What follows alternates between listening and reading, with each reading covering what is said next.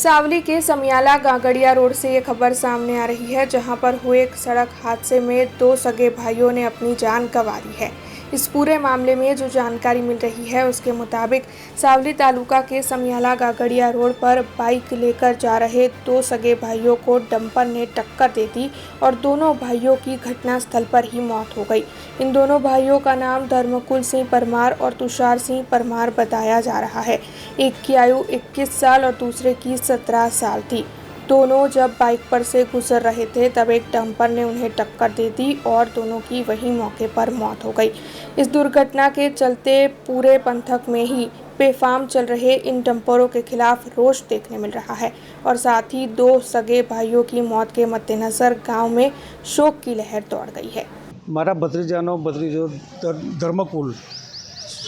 धर्मकुल Rajendra Singh Parmar soda Parmar लोटना रहवासी।